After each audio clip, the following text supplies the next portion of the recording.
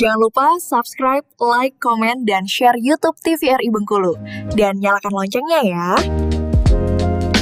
Ya, pemirsa, Anda kembali bersama kami tentunya masih di Berendo. Dan tadi kita sudah membahas ya seputar dengan saat ini di Bengkulu sendiri UMKM makanan dan juga minuman terus bertumbuh, termasuk inovasi minuman berbahan rempah yang sangat potensial. Karena kalau kita melihat saat ini juga sudah hype di kalangan generasi-generasi muda yang sudah tidak asing lagi dengan minuman-minuman rempah. Hari ini tentunya di sebelah kita juga sudah hadir seorang narasumber yang luar biasa. Ini seorang peracik minuman rempah yang sudah tentunya dikenal dengan masyarakat nih, kreativitas membuat minuman rempahnya. Kita sapa terlebih dahulu. Selamat sore Pak Muslihan.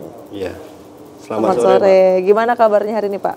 Alhamdulillah luar biasa sehat. Alhamdulillah. Boleh disapa-sapa dulu deh pemirsa di rumah Pak Muslihan. Tadi Pak Yogi udah ya, Pak? Ya, selamat sore pemirsa acara Berendo TVRI. Semoga selalu dalam keadaan sehat dimanapun berada. Oke, amin ya rabbal alamin. Baik, Pak Muslihan, ini ngomongin soal minuman rempah. Ya. Apa sih latar belakang pada akhirnya memutuskan untuk membuat usaha minuman rempah nih, Pak Muslihan? Ya, pertama memang dari saya pribadi adalah penikmat minuman rempah yang dikonsumsi di rumahan ya, dibuat orang tua. Dan saya sendiri juga merasakan manfaat dari minuman rempah tersebut. Gitu. Yang kedua,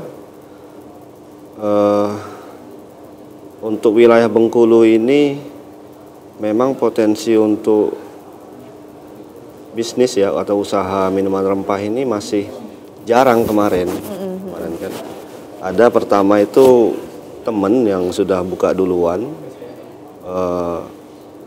warung wedang rempah itu, punya Om Luki itu ya, dia duluan ya, salah satunya dia juga jadi inspirasi karena untuk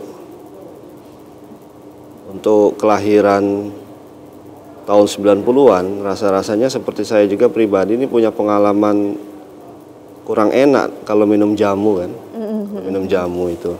Ternyata jamu tradisional atau wedang rempah ini bisa dibuat untuk rasa yang lebih enak dan kekinian gitu. Makanya itu jadi alasan ya, jadi semangat juga untuk membuat minuman rempah itu. Ya, nah kalau Pak Yogi sendiri, Pak, melihat saat ini kan tren anak muda ini juga sudah mulai menyasar ya minuman-minuman rempah yang sehat lah kategorinya kan, ini kan sudah mulai mencari nih anak-anak muda minuman-minuman sehat. Nah, seperti apa mungkin kalau dari BPOM sendiri melihat banyaknya orang-orang atau masyarakat yang sudah membuka usaha minuman rempah ini, Pak? Iya, jadi Mbak memang ini suatu babak yang bagus ya menurut saya kan.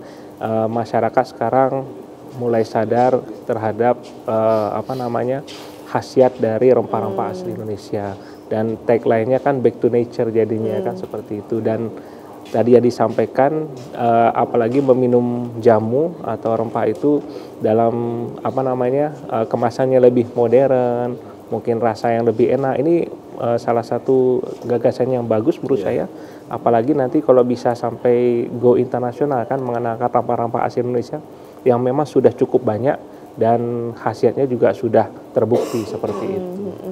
Jadi bagus sekali. Nah, kalau di tengah masyarakat kan biasanya kan masyarakat itu kan langsung minum aja ya, Pak ya, berkaitan dengan rempah. Nah, seperti apa mungkin keamanannya ya, Pak? Kalau untuk BPOM sendiri kan sering melihat ini jangan-jangan nih jamunya ini secara keamanan nih belum terjaga gitu. Nah, seperti apa mungkin Pak Muslihan? Kalau dari produk yang kami buat dan teman-teman yang saya tahu ya, itu semua bahan itu enggak ada yang bahan yang kemasan gitu, Pak. Jadi semua bahan itu memang bahan alami, yang semua bahan itu ada di pasar dan ada di alam Indonesia, di alam Bengkulu itu ada semua gitu. Nah, jadi sampai hari ini kami tidak menggunakan tambahan-tambahan dari bahan-bahan kimia atau bahan-bahan yang berbentuk kemasan yang kami tidak tahu itu pembuatan dari apa gitu ya. Bahkan konsumen yang membeli pun kami tampilkan gitu, Pak. Kami suruh lihat sendiri, kami suruh jika ada mereka mau tanya-tanya pun kami kasih tahu referensi barangnya di mana, belinya bahannya apa gitu. Jadi insya Allah nggak ada yang berbahaya insya Allah. Gitu.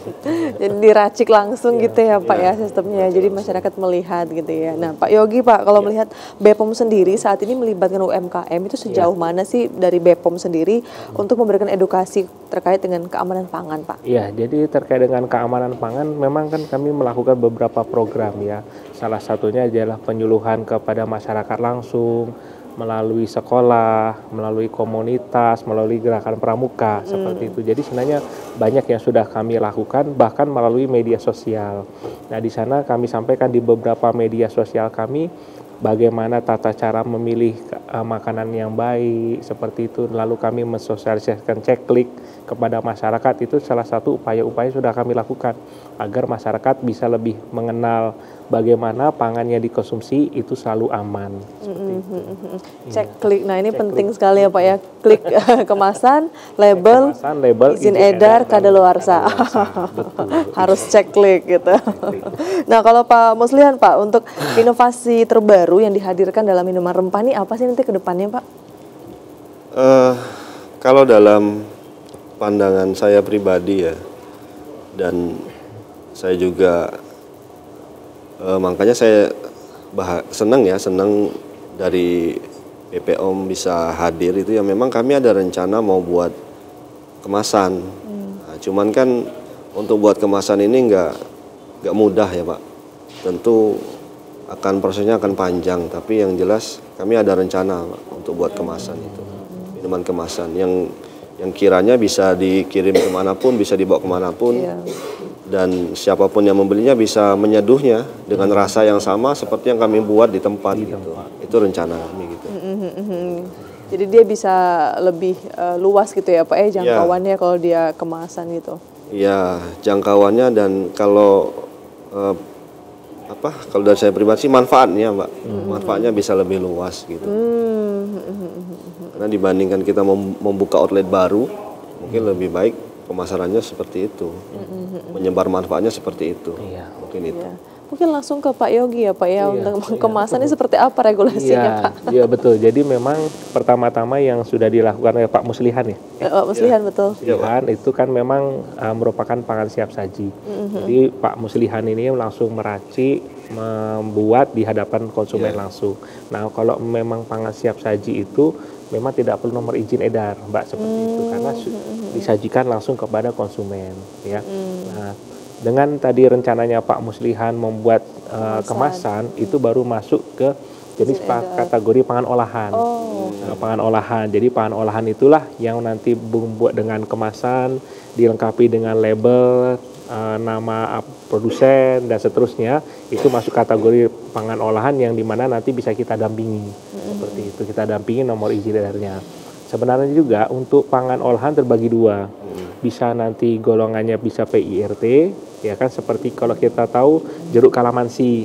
Nah jeruk kalamansi itu kan ada yang Badan POM, ada yang PIRT, Dinas Kesehatan, itu juga bisa.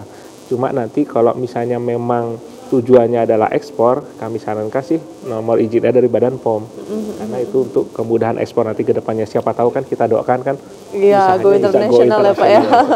Dalam rangka memajukan rempah-rempah Indonesia, asli Indonesia. Wah ini menarik Pak, artinya masyarakat harus tahu ya Pak bedanya ke BPOM dan PIRT ini apa gitu. Betul, Tahan dulu Pak. Oke, baik. Kita akan kembali tentunya setelah pada berikut, pemirsa jangan kemana-mana. Tetaplah bersama kami tentunya di Berendo.